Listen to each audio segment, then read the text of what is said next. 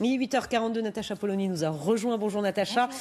Et Christophe Jacubizine qui est avec nous depuis ce matin. On va redonner les résultats quasi définitifs puisque la quasi-totalité des bulletins ont été dépouillés de l'élection en Russie. 77% quasiment, 77% des votes en faveur de Vladimir Poutine qui est donc réélu dès le premier tour jusqu'en 2024. Vladimir Poutine, d'où cette question ce matin et ce terme qui est utilisé, la démocrature. De quoi parle-t-on exactement? Je commence par qui? La démocrature, si vous voulez, Pascal, c'est une dictature avec les apparences de la démocratie, c'est-à-dire une dictature où on organise un scrutin démocratique, où il y a des élections, où il y a plusieurs candidats, c'était le cas en Russie. Alors, c'est sans doute un peu excessif parce que les Russes n'ont pas le sentiment, enfin je pense, une majorité d'entre eux, de vivre en dictature. Ils ont certes quand même, sont conscients d'être dans un régime autoritaire, mais aujourd'hui, pour une grande partie d'entre eux, ça leur convient parce que, d'abord, il y a l'histoire de 70 ans de dictature communiste, donc pas beaucoup d'expérience démocratique, et le fait que le pays économiquement ne va pas si mal, même s'il y a des grandes inégalités maintenant dans la population, et surtout qu'il y a cette fierté russe à laquelle Vladimir Poutine donne du sens et du concret, et donc pour une partie des Russes, oui, Vladimir Poutine est un leader autoritaire, mais ils l'ont choisi. Alors, je mettrai quand même un bémol avec les élections d'hier, c'est que c'est un peu quand même décevant pour Poutine, pas le score, parce que... Il fait mieux que la dernière fois. C'est mieux que la dernière fois, mais quand on voit les candidats en face de lui, c'était quand même... voilà.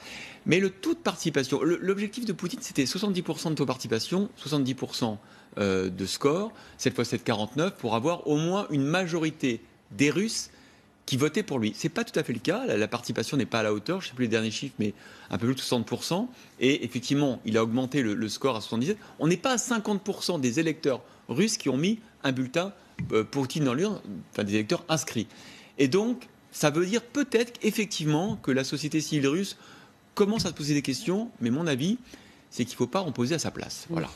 Exactement, que la société civile russe se pose des questions, on a envie de dire heureusement, et c'est très bien, et ça prouve justement qu'on n'est pas dans la dictature qu'on a tendance à décrire un peu trop facilement en Occident.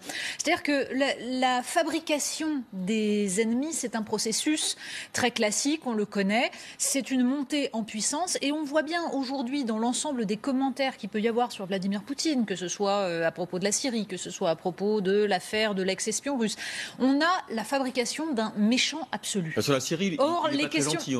La question n'est pas qu'il soit gentil, justement. Le problème, c'est ça, c'est de croire qu'on doit parler en termes de méchant et de gentil. Oui, enfin là, pour le coup, il y a quand même des lignes rouges qui sont très dépassées en Syrie. Si je peux terminer juste, Christophe. Vous pouvez, Natacha. Je n'ai jamais prétendu que Vladimir Poutine était quelqu'un de formidable et qu'il menait une politique acceptable. Ce n'est pas ça que je suis en train de dire. En revanche, il est très important de comprendre comment on en arrive aujourd'hui à une situation où le président russe, malgré tout soutenu par une grande partie de sa population, parce que c'est ça la vérité, eh bien comment il apparaît en Occident comme un type absolument monstrueux et épouvantable, sans qu'on soit capable de faire la part des choses de façon raisonnable et de comprendre surtout pourquoi il est soutenu par sa population. Or, c'est une question d'histoire.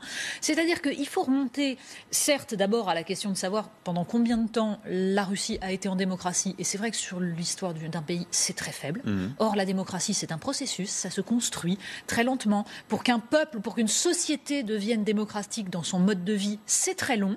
La France a connu des soubresauts pendant tout le 19e siècle.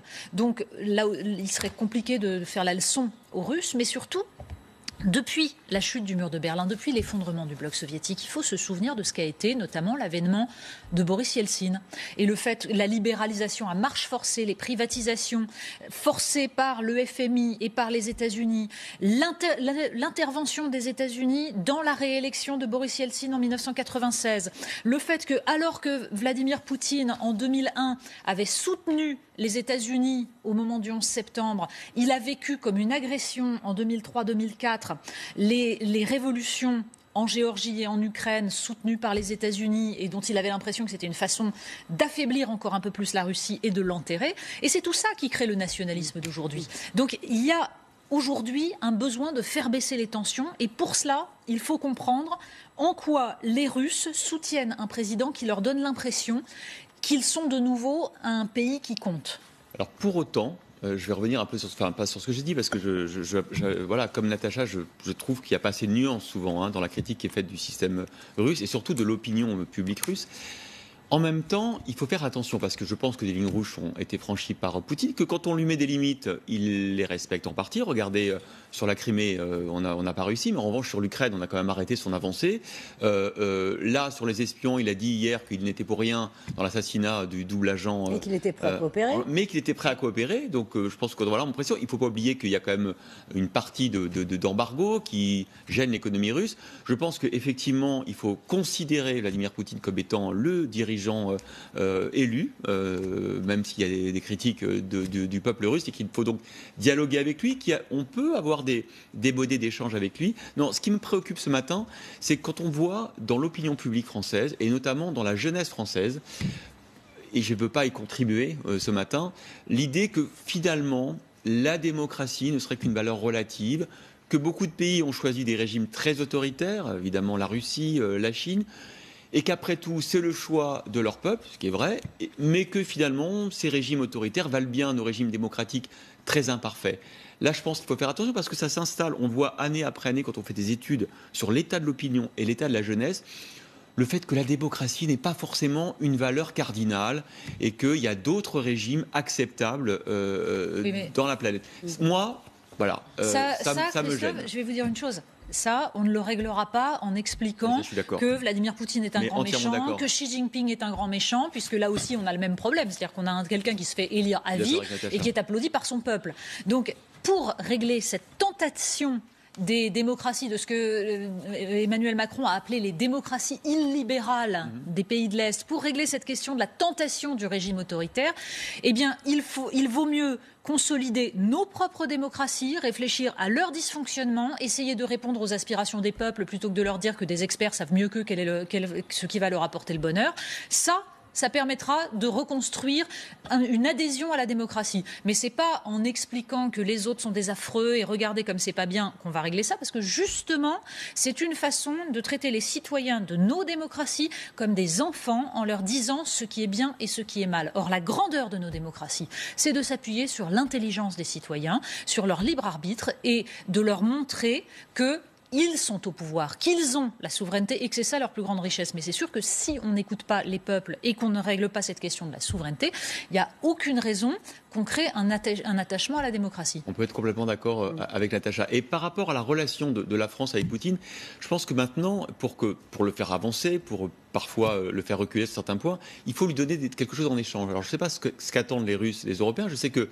Je pense que déjà par rapport au monde qui nous entoure, par rapport à la Chine, par rapport aux États-Unis et la guerre économique qu'on va peut-être leur livrer, voilà, il ne faut pas exclure le fait que la Russie puisse être un allié important et respectable en Europe. Maintenant, si on donne ça à Poutine, il faut qu'en échange, peut-être, on l'empêche d'aller... Par exemple, en Syrie, c'est quand même extrêmement révoltant ce que soutient la Russie. Bien sûr que c'est la réelle politique, bien sûr c'est la diplomatie, mais c'est d'abord de la guerre, l'extermination, l'éradication des Kurdes de Syrie.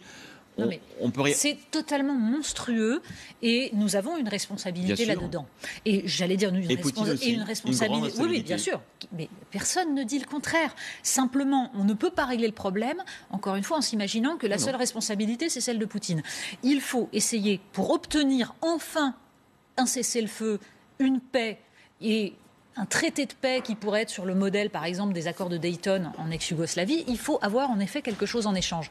Or, nous n'aurons rien si nous nous rangeons systématiquement à la politique américaine qui, aujourd'hui, est dans une posture totalement va-t-en-guerre. Or, le rôle de l'Europe dans ces cas-là, c'est exactement comme ce qu'avait fait le général de Gaulle pendant la guerre froide, c'est-à-dire non pas être inféodé à un camp, mais essayer d'être entre les deux et de peser et d'être indépendante. Aujourd'hui, on se retrouve sur le gaullisme.